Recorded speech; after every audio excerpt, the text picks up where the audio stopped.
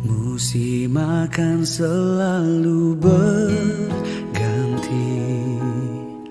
kasih Tuhan tetap abadi, tak akan berubah sampai selamanya. Ku tetap percaya, ku yakin Tuhan memberkati, ku yakin Tuhan melindungi.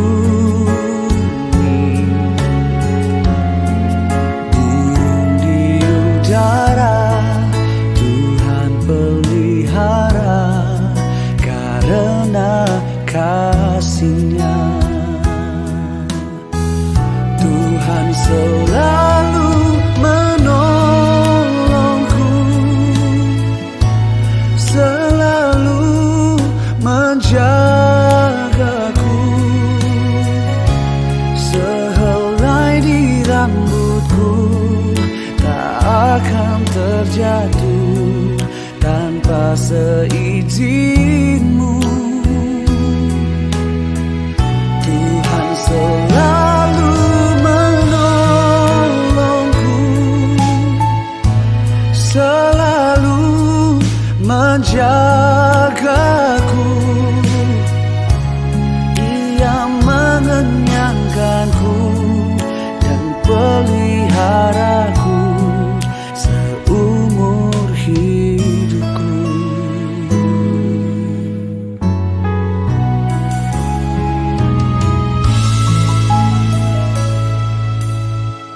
Ku yakin Tuhan memberkati,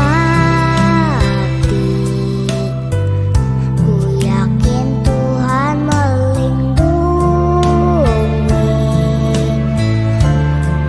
Burung di udara Tuhan pelihara karena kasih-Nya. Tuhan selalu menolongku, selalu menjagaku. Sehelai di rambutku tak akan terjatuh tanpa seizin-Mu. Tuhan selalu menolongku, selalu menjagaku. Dia mengenyangkanku dan peliharaku seumur hidupku.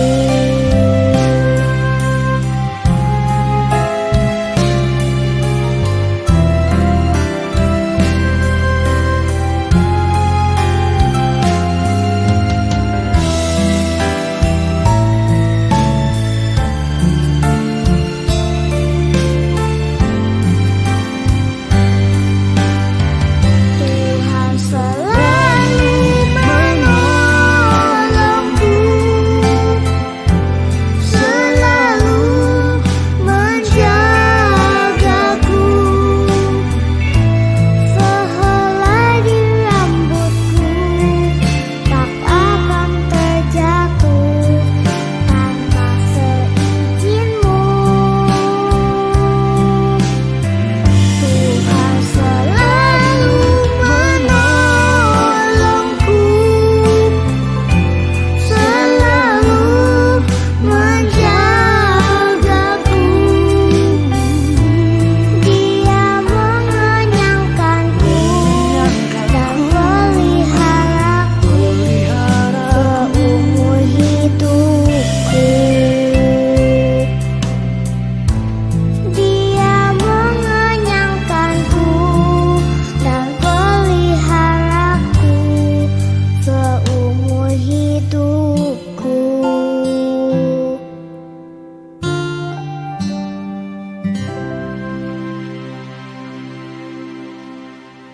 Shalom saudara-saudara yang dikasihi Tuhan. Sebelum hari ini kita mendengarkan firman Tuhan, baik kita akan memulai dulu dengan doa. Bapa, kami mengucap syukur hari ini, kami percaya sekalipun kami melalui online, tapi kami yakin Tuhan hadirat-Mu ada di rumah kami masing-masing. Dan kami percaya Tuhan saat ini menjamah setiap kami. Kami siap hati Tuhan, kami siapkan seluruh pikiran kami letakkan di atas mezbah-Mu. Berbicara buat kami semua melalui kebenaran firman-Mu, sehingga boleh menjadi rema yang membangkitkan kembali kehidupan di dalam kami, menguatkan kami, bahkan membangkitkan keajaiban dalam kehidupan kami. Kami siap untuk menerima Tuhan, berbicaralah, dan semua kemuliaan kami kembalikan hanya di dalam satu nama Tuhan Yesus Kristus. Haleluya. Amin. Shalom Bapak Ibu, sekali lagi saya senang sekali boleh ketemu dengan Anda walaupun hari ini pada kesempatan kali ini kita melalui online ya. Dan kebetulan kalau saudara sudah mendengar bangsa kita saat ini sedang mengalami satu ujian yang tidak mudah. Ketika kita melihat banyak dari orang-orang yang tadinya kita tidak terlalu ngerasa ya, karena tadinya kita cuma mendengar teman kita atau saudara dari temen kita yang sakit, kena COVID. Tapi sekarang semakin ke hari kesini kita merasakan bahwa kok semakin dekat. Yang terkena bukan lagi temen kita, bukan lagi saudaranya dari temen kita, tapi sekarang yang kita dengar sendiri, bahkan yang tidak sedikit yang meninggal adalah orang-orang yang pernah kita kenal, atau bahkan mungkin ada saudara kita atau anggota kerabat kita, saudara. Karena itu saya percaya ini merupakan masa yang tidak mudah, masa yang tidak bisa kita hadapin dengan kekuatan kita sendiri. Nah, beberapa minggu yang lalu, satu kali Tuhan membangunkan saya jam 4 pagi. Dan ketika saya bangun jam 4 pagi, saya mendengar sebuah suara yang keras sekali. Saya sangat meyakini bahwa Tuhan sedang mengajar saya sesuatu hari itu. Ada kalimat begini yang saya dengar. Sebuah penyembahan itu akan menggoncangkan kerajaan surga. Kemudian kalimat itu berlanjut lagi. Kalau sebuah penyembahan bisa menggoncangkan kerajaan surga, betapa lebih lagi penyembahan itu akan menggoncangkan yang di bumi. Saya ulangin saudara, sebuah penyembahan itu akan menggoncangkan kerajaan surga. Kalau sebuah penyembahan bisa menggoncangkan kerajaan surga, betapa lebih mudahnya lagi dia akan menggoncangkan apa yang ada di bumi. Saya sempat bingung dengan kalimat itu. Kemudian dalam hati saya berpikir, apakah ada dasar ayatnya ya? Apakah di Alkitab ada menceritakan tentang penyembahan itu menggoncangkan surga, terus kemudian menggoncangkan bumi dan sebagainya. Saya terkejut ketika saya menemukan Yesaya pasal 6. Saya sudah membaca ayat ini beberapa kali dan saya terkejut ketika untuk pertama kalinya Tuhan itu memberikan satu gambaran yang baru. Saudara, ini ajaibnya Alkitab ya. Makin sering kita baca selalu ada pewahyuan yang baru, selalu ada gambaran dan hal yang baru yang Tuhan bisa ajarkan. Saya mengajak saudara membuka Alkitab di dalam Yesaya pasal yang ke-6. Kita lihat ayat yang pertama. Dalam tahun matinya Raja Uzia, aku melihat Tuhan duduk di atas takhta yang tinggi dan menjulang, dan ujung jubahnya memenuhi bait suci. Saya mau mengajak saudara untuk membayangkan sebentar ya. Aku melihat Tuhan duduk di atas takhta yang tinggi. Siapa yang melihat Tuhan? Yesaya. Yesaya sedang apa? Jadi rupanya Yesaya sedang berdoa, sedang menyembah di bait Tuhan. Lalu kemudian ketika dia lagi asik berdoa, dia lagi asik menyembah, lalu Yesaya mendapatkan sebuah penglihatan, dia melihat surga yang terbuka. Lalu dia melihat ada tahta di mana Tuhan duduk di atas tahta. Dan yang menarik, Alkitab menuliskan begini. Dalam penglihatan Yesaya, dia melihat Tuhan memakai jubah yang panjang sekali. Dan ujung jubahnya itu sampai ke memenuhi bait suci. Bukan sampai ke bait suci saja, tapi memenuhi bait suci. Bait suci itu yang mana? Bukan yang surga ini, saudara. Tapi bait suci adalah tempat di mana Yesaya sedang berdoa. Jadi Anda bisa bayangkan ya, satu penglihatan surga, kemudian bajunya itu penuh memenuhi bait suci. Wow. Terus kemudian kita lihat lagi. Ayat kedua, para serafim berdiri di sebelah atas Tuhan. Jadi mereka sedang terbang di atas Tuhan. Serafim adalah malaikat yang khusus untuk pujian penyembahan. Kalau Anda baca Alkitab beberapa kali, kita bisa temukan bahwa setiap kali ada pujian penyembahan, malaikat serafim ini seringkali menampakkan diri ya saudara. Kita perhatikan lagi, masing-masing mempunyai 6 sayap. Ini ciri malaikat serafim. 2 sayap dipakai untuk menutupi muka, 2 sayap menutupi kaki, dan 2 sayap dipakai untuk melayang-layang. Dan mereka, para malaikat serafim ini, berseru seorang kepada seorang. Katanya, "Kudus, kudus, kuduslah Tuhan semesta alam. Seluruh bumi penuh kemuliaannya." Ternyata malaikat serafim ikut menyembah. Jadi Yesaya berdoa dengan kusuk, menghampiri Tuhan, menyembah kepadanya. Para serafim juga ikut nyembah di surga. Kalimat di ayat yang keempat, ini yang menarik sekali.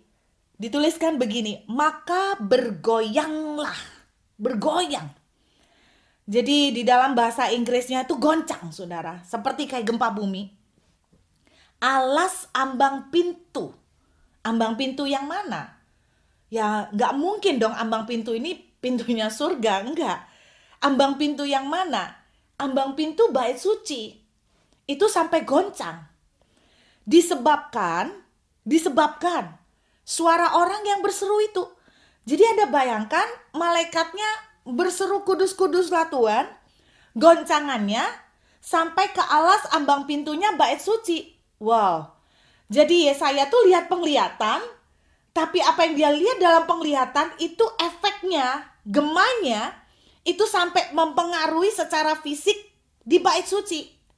Bayangkan luar biasa. Dan rumah itu pun penuhlah dengan asap.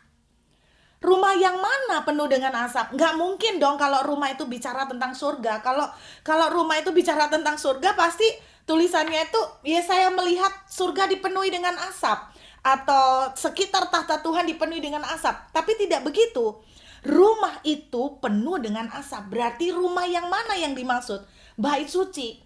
Penglihatannya di alam abstrak nih ya ceritanya ya. Penglihatannya di alam yang tidak kelihatan ini oleh manusia yang lain. Tapi goncangannya, mungkin kalau ada manusia yang lain di sekitar Yesaya, goncangannya akan ikut terasa. Tapi orang yang di sekitar Yesaya nggak bisa lihat penglihatan itu, nggak bisa lihat bajunya Tuhan sampai memenuhi bait suci. Tapi mereka bisa ngerasain ketika alas ambang pintu bergoncang dan ketika rumah itu penuh dengan asap. Ketika saya menemukan ayat ini, saya terkejut saudara. Saya menemukan satu konfirmasi dari apa yang saya dengar pada pagi itu.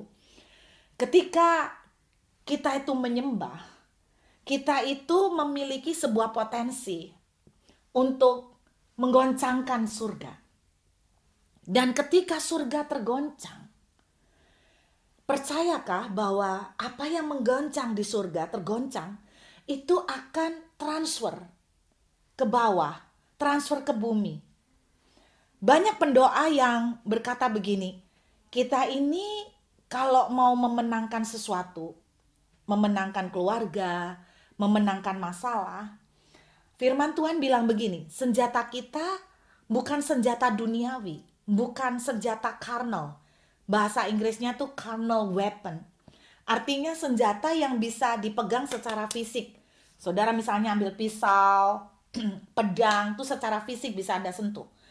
Tetapi Alkitab mengajarkan peperangan kita itu bukan dengan senjata yang carnal, yang bisa disentuh itu.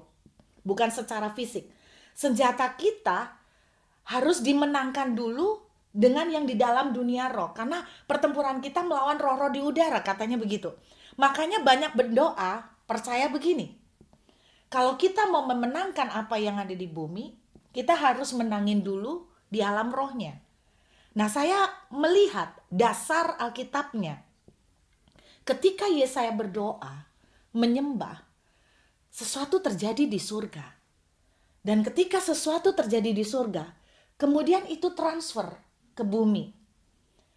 Nah, Alkitab mengatakan, salah satu yang bisa menggoncangkan surga, ternyata adalah penyembahan kita. Saudara, Anda ingat bahwa kerajaan surga adalah satu-satunya yang tidak bisa digoncangkan oleh siapapun. Ternyata sebuah penyembahan memiliki potensi untuk bisa goncangin surga. Nah, kalau bisa goncangin surga, yang tidak tergoncangkan tadi, itu aja bisa. Apalagi menggoncangkan yang di bumi. Makanya, menangkan dulu yang di surga, baru ngefek ke bumi. Itu sebabnya ada perkataan, apa yang kamu ikat di surga, terikat juga di bumi. Heaven on earth, surga terjadi di bumi. Dan kemudian di ayat ini, saya mau tunjukkan penyembahan yang seperti apa kalau begitu.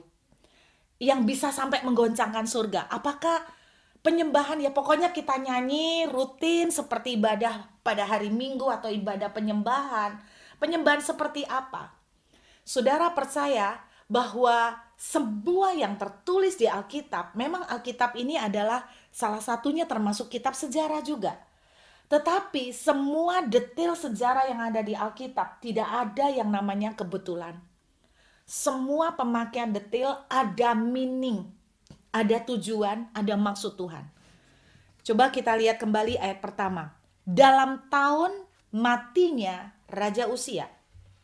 Jadi ceritanya, pada tahun matinya Raja Uzia, Yesaya melihat surga terbuka. Mari kita lihat mengenai Uzia. Saudara, nama Uzia artinya Tuhan adalah kekuatanku. Nah, mari kita lihat siapakah Raja Uzia ini. Anda bisa membuka dalam 2 Tawarikh pasal yang ke-26. Saya akan ajak Anda melihat pada ayat pertama, segenap bangsa Yehuda mengambil Uzia yang masih berumur 16 tahun, menobatkan dia menjadi raja menggantikan ayahnya Amazia. Ia memperkuat Elot dan mengembalikannya kepada Yehuda, sudah raja mendapat perhentian bersama dengan nenek moyangnya. Ayat 3, Uzia berumur 16 tahun pada waktu dia menjadi raja. Bayangkan umur 16 tahun, memimpin bangsa Israel yang dalam tanda kutip termasuk gampang-gampang susah untuk diatur. Ada satu rasa gak pede, ada satu rasa merasa gak mampu. Makanya muncullah Uzia, Tuhan adalah kekuatanku. Engkau menjadi kekuatanku Tuhan. Orang itu seperti itu ya gitu saudara. Kalau kita itu merasa tidak mampu, kita ngandalkan bergantungnya sama Tuhan itu lebih lagi. Nah sekarang perhatikan lagi ayat yang ke-5. Ia mencari Allah selama hidup Zakaria, yang mengajarnya supaya takut akan Allah. Dan selama ia mencari Tuhan, perhatikan, selama dia mencari Tuhan, Tuhan membuat segala usahanya berhasil. Jadi dia bergantung dengan Tuhan, mencari Tuhan. Segala yang dia lakukan berhasil. Coba kita lompat sedikit di ayat yang ke-15, saudara. Kalimat yang terakhir. Nama raja itu termasyhur sampai ke negeri-negeri yang jauh. Wow, nama Raja Uzia itu sampai terkenal kemana-mana. Kenapa? Karena dia ditolong dengan ajaib, sehingga menjadi kuat. Jadi kenapa namanya sampai terkenal kemana-mana? Ya karena dia ditolong dengan ajaib. Sehingga orang itu heran. Kok bisa sih pada masa seperti ini? Lu kok selamat? Kok bisa sih? Melihat kemampuannya masih umur 16 tahun, nggak terlalu pinter-pinter amat. Tapi kok bisa sih dia sampai menaklukkan banyak bangsa? Itu yang membuat orang heran. Karena secara manusia, kata ditolong dengan ajaib itu berarti kan secara manusia dia nggak bisa. Tapi kenapa dia bisa ditolong dengan ajaib? Sederhana, karena Tuhan yang tolong, makanya ajaib. Kenapa dia ditolong dengan ajaib? Karena dia cari Tuhan. Dia bergantung sama Tuhan. Karena Tuhan yang menjadi kekuatannya. Nah sekarang kita lebih jauh lagi. Ayat yang ke-16. Perhatikan saudara. Setelah Uzia, orang yang berkata Tuhan adalah kekuatanku itu, menjadi kuat, dia menjadi tinggi hati. Sehingga ia melakukan hal yang merusak. Dia berubah setia kepada Tuhan. Dia merasa kuat. Orang yang tadinya berkata, aku mengandalkan Tuhan sebagai kekuatanku. Tuhan adalah kekuatanku. Dia mulai merasa kayaknya gue bisa jalan sendiri deh. Kayaknya aku bisa lakuin sendiri. Dia mulai merasa nggak terlalu banget-banget bergantung sama Tuhan. Sehingga dia berubah setia. Nah, di dalam Yesaya pasal 6 yang tadi kita baca, dalam tahun matinya Raja Uzia, kalau saya mau terjemahkan bahasa bebas saya gini, dalam tahun di mana orang yang mengandalkan Tuhan itu tadi, yang kemudian berubah dan tidak mengandalkan Tuhan lagi itu mati, Yesaya melihat surga. Satu pelajaran yang saya terima adalah begini, saudara. Penyembahan yang lahir dari hati yang hancur, dengan sebuah rasa membutuhkan Tuhan yang amat sangat. Penyembahan itu akan melahirkan penyembahan yang dahsyat, yang bisa menggoncangkan surga. Penyembahan yang powerful, bukan karena saudara suaranya enak, bukan karena saudara hafal dengan lagu, tapi penyembahan yang berkuasa adalah penyembahan yang lahir dengan hati dan jeritan yang berkata, Tuhan, kalau tidak ada Tuhan, habis saya. Aku tidak mampu, aku perlu Engkau, aku butuh Engkau Tuhan, tidak ada Engkau habis. Makanya saudara, makin rendah hati seseorang, makin besar aliran kuasa yang akan dikirimkan oleh Tuhan. Sama seperti air ya saudara, kemana air mengalir lebih banyak? Ke tempat yang paling bawah. Ketika kita menghampiri Tuhan, ketika kita menyadari di masa-masa seperti ini, Tuhan secara manusia, semuanya tidak mungkin. Penyakit di mana-mana. Secara manusia, aku juga terbatas dan aku tidak tahu badanku kuat sampai seperti apa. Secara manusia, Tuhan pekerjaan dan ekonomi semua lagi hancur dan berantakan. Kalau tidak Tuhan, habis kita Tuhan. Kalau tidak Tuhan yang tolong kami binasa, kami tidak mampu Tuhan. Ketika hati kita sampai pada seperti itu saudara, lahir sebuah tangisan dalam penyembahan. Penyembahan yang seperti itulah yang akan menggoncangkan kerajaan surga. Dan sampai menggoncangkan ke bumi. Saya teringat sebuah cerita dalam Kisah Para Rasul pasal 16. Satu kali, Paulus dan Silas ada di dalam penjara. Alkitab menceritakan pada tengah malam, mereka berdua menyanyi-nyanyi memuji Tuhan. Dan semua orang yang ada di penjara mendengar. Mungkin juga ada yang ngomel-ngomel karena tidak bisa tidur. Tidak diceritakan, tapi semua orang di penjara itu mendengar. Mereka memuji, menyanyi, menyembah Tuhan. Saya percaya ini persis gambaran yang terjadi dalam Yesaya pasal 6. Dan ketika mereka memuji, menyembah Tuhan, karena mereka sudah merasa tidak mampu apa-apa. Karena apa? Alkitab menuliskan kaki mereka dipasung. Jadi kaki mereka dirantai, lalu rantainya dihubungkan ke tembok, lalu temboknya kan disemen. Kan saudara bisa bayangkan di film-film itu ada rantai yang disambungkan ke tembok lalu disemen. Nah kemudian mereka dipasung kakinya. Nah Anda bayangkan, ketika mereka menyembah, cuman itu yang bisa mereka lakukan. Mereka di dalam penjara. Dan banyak dari kita, teman-teman dan saudara-saudara yang ada di Indonesia, mungkin Anda merasakan seperti terpenjara.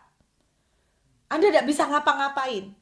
Ketika beberapa hari yang lalu saya telepon berkali-kali dengan Indonesia menguatkan teman-teman yang sakit. Saya sampai nangis saudara, ketika ada beberapa teman yang menangis saya telepon. Mereka merasa ketakutan, ada kekhawatiran. Takut mati? Mungkin. Karena mereka punya anak-anak yang masih kecil, mereka belum siap untuk meninggalkan anak-anaknya. Dan ketika mereka nangis, mereka bergetar, suara mereka melemah. Saya tuh cuma bisa ikut nangis karena saya nggak bisa ngapa-ngapain, saudara. Jangankan untuk lari ke Indonesia, untuk balik, untuk kejar mereka. Yang sama-sama di satu kota aja, belum tentu bisa ngunjungin. Ada keluarga yang mungkin anggota keluarganya sakit, dan bahkan mendekati saat-saat kematian, bahkan sampai meninggal. Anggota keluarga nggak bisa lihat, karena COVID. Kita seperti Paulus dan Silas di dalam penjara, terbelenggu, terpasung. Bahkan banyak juga secara ekonomi. Banyak yang kita mengalami dipasung, saudara. Kita tidak bisa bergerak. Kita sedang susah. Banyak saudara-saudara kita yang sedang kesusahan. Dan ketika dalam kondisi seperti itu, satu yang dilakukan Paulus sama Silas adalah mereka menaikkan penyembahan. Ya mungkin dengan air mata, mungkin dengan sedikit ketawa-ketawa, karena tidak bisa lagi ya, mau gimana, dipikirin, disumpekin juga nggak merubah apa-apa. Dan mereka cuma bisa nyembah, mereka cuma bisa nyanyi. Dan apa yang terjadi, saudara? Bumi bergoncang, sama seperti di dalam kitab Yesaya. Mereka mengalami gempa bumi. Perhatikan yang anehnya ketika gempa bumi terjadi. Logikanya nih, saudara, kalau gempa bumi Anda bayangkan satu ruangan gempa bumi goncang ya. Tembok-tembok ini kan goncang, semua pintu, oke lah, pintu-pintu buka. Tapi yang lucunya semua pintu terbuka. Wow, keren. Terus kemudian kan paling enggak kalau goncangan ya mungkin ada bagian yang dari langit-langit yang roboh. Atau apa, semenan batunya yang retak. Seperti itulah. Secara logika harusnya ketika gempa bumi itu terjadi, yang lepas itu adalah rantai yang ditempelkan ke tembok kan, karena temboknya goncang dan retak. Tapi ini lucu, yang terlepas malah rantai yang membelenggu kaki Paulus dan Silas. Jadi yang membelenggu kakinya itu yang copot rantainya. Ini kan mujizat. Dan ini secara logika nggak mungkin terjadi kalau bukan tangan Tuhan. Jadi memang ini Tuhan perlihatkan, ini cuma Tuhan yang bisa bikin. Nah, dengarkan baik-baik, saudara. Ketika gempa bumi ini terjadi karena goncangan penyembahan mereka, belenggu mereka terlepas. Saya percaya kalau ini bisa terjadi pada Yesaya di Perjanjian Lama dan terjadi pada Paulus dan Silas di Perjanjian Baru. Apakah tidak mungkin itu terjadi pada hari ini? Ketika saudara dan saya seperti terbelenggu dan kita nggak bisa buat apa-apa kecuali berpasrah. Apalagi saya mendengar ada varian baru yang muncul, yang sudah mulai masuk ke Indonesia dan sebagainya, entah itu benar atau enggak. Kita banyak ngalamin ketakutan, berhenti untuk takut dan mulai masuk untuk menghampiri Tuhan. Mari alihkan rasa takut saudara dengan sebuah perasaan dan jeritan membutuhkan Tuhan. Alihkan perasaan ketakutan dan khawatir saudara, datang ke Tuhan dan berkata, Tuhan kalau tidak ada Engkau aku habis Tuhan. Mari kita alihkan. Jadi mungkin normal manusia tuh kita ngalamin ketakutan, tapi mari yuk kita alihkan ketakutan itu menjadi sebuah tangisan, ketergantungan, tangisan, teriakan kepada Tuhan karena kita memerlukan Dia. Dan ketika kita bisa berteriak seperti itu, penyembahan yang lahir dari kondisi hati yang demikian, yang begitu hancur di hadapan Tuhan, itu yang akan menggoncangkan surga, saudara. Dan ketika surga tergoncang, Anda jangan terkejut bahwa surga bisa tiba-tiba membuat belenggu yang memasung saudara itu tiba-tiba terlepas. Mungkin belenggu penyakit, mungkin belenggu soal keuangan, mungkin belenggu soal kesehatan, soal apa saja. Tiba-tiba Anda mengalami pertolongan dengan ajaib dan seperti Uzia. Orang menjadi tahu bingung, lu kok bisa? Kondisi seperti ini loh. Pekerjaan lagi susah tapi kamu kok bisa? Itu yang kita alamin. Makanya saya ingin men-challenge, mengajak semua saudara-saudara. Apapun kondisi yang Anda hadapin, saya ingin mengingatkan kembali satu pengajaran yang simple sekali tentang worship. Saudara, bukan sekedar kita hafal lagu dan menyanyi, tetapi kita datang ke Tuhan dengan sebuah jeritan yang berkata, Tuhan, aku memerlukan Engkau. Dan tidak ada yang lain, hanya Engkau yang hamba-Mu perlukan. Saya masih ingat seorang wanita Sirofenisia. Saudara, dia menangis di hadapan Tuhan untuk anaknya yang sedang sakit keras. Tuhan anjing-anjingkan dia, saudara. Tapi dia nggak tersinggung. Kenapa dia nggak tersinggung? Karena dia desperate, dia sangat memerlukan Tuhan. Orang yang bisa rendah hati adalah orang yang betul-betul tahu bahwa dia tidak bisa hidup tanpa Tuhan. Kalau kita tahu bahwa kita tidak bisa hidup tanpa Tuhan, kita akan sanggup untuk menjadi rendah hati. Kalau kita udah nggak rendah hati, kita gampang tersinggung, berarti kita tuh merasa bahwa kita bisa hidup sendiri tanpa Tuhan. Saudara, pelajaran penting pada masa COVID ini, satu pelajaran yang saya dapatkan, tidak ada yang terkecuali, hamba Tuhan juga banyak yang kena. Kadang-kadang kita mempertanyakan kenapa kok banyak pendeta yang dipanggil juga lewat COVID. Tapi satu dari pengalaman COVID ini, saya belajar satu hal. Pendeta juga tetap manusia. Kita tidak bisa apa-apa. Dari pengalaman COVID ini kita jadi tahu bahwa Tuhan tetap Tuhan di atas segalanya. Dia adalah tetap Tuhan yang berdaulat. Kita tidak mampu apa-apa. Hidup manusia, kata Alkitab itu seperti uap, cepat lenyap, rapuh. Kita rapuh. Kita ini tidak sanggup. Jadi jangan sampai kita itu gaya, saudara. Kita gaya, merasa tidak mampu, merasa kita itu bisa berdiri tanpa Tuhan. Tidak sanggup. Kita tidak akan pernah tahu ketika tiba-tiba maut itu mengambil kita. Karena itu pada hari ini, saya ingin mengajak kita semua, ayo kembali. Biar COVID ini akan mengingatkan kita semua bahwa kita ini perlu Tuhan. Bahwa kita ini tidak sanggup tanpa Tuhan. Pada satu titik, mau sekaya apa, kita kalau udah kena penyakit, mau sekaya apa, mau beli tabung oksigen gak ada, mau beli obatnya gak ada, kita mau apa? Di situ kita tahu, kita tidak bisa apa-apa tanpa Tuhan.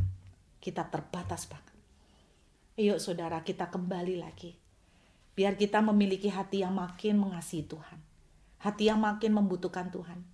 Hati yang disadarkan untuk semakin mencari Tuhan.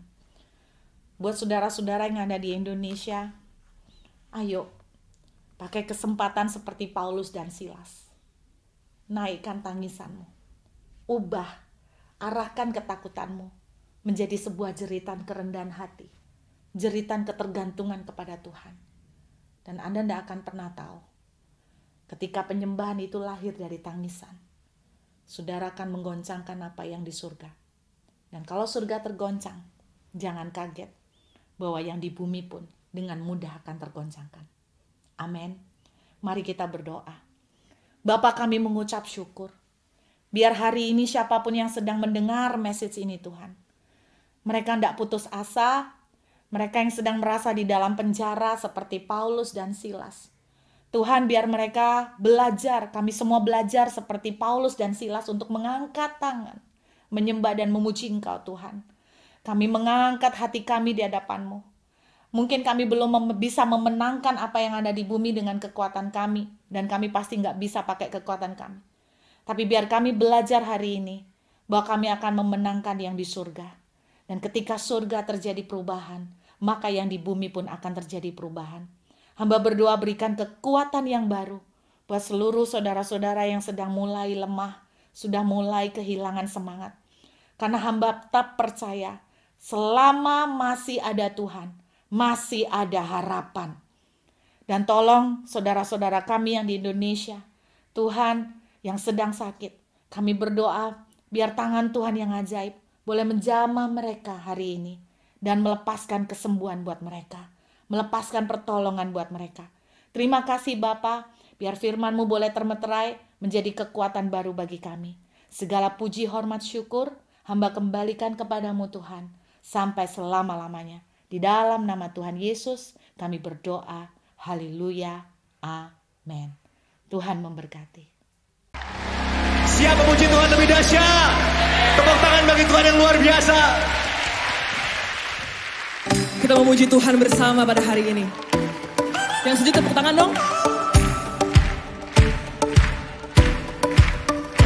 Kasih yang begitu besar, lebih kuat dari dosa.